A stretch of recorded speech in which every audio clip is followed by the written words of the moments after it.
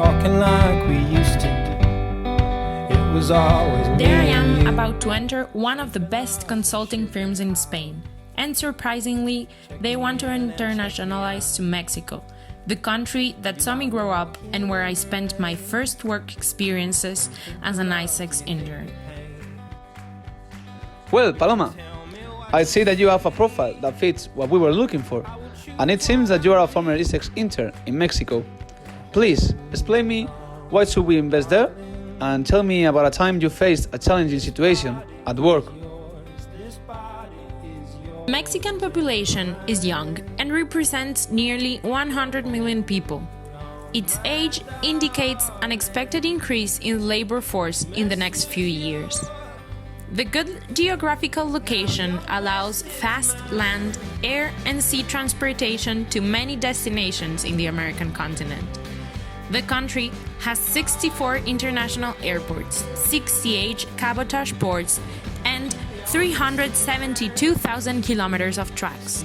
Mexico has a growing economy and a good credit rating, approving the security of its investments and payments. All these reasons are attracting many investors to this country. After a few months working in the commercial office, one day the office director entrusted me the task of helping a Spanish business owner who had been months trying to penetrate the Mexican market unsuccessfully, incurring in terrible losses. His lack of success came from a lack of knowledge of the country. His name was Felix Maldonado. He told me that he came to Mexico because of a friend recommendation, who was already selling in the country successfully. But Felix was unable to do so.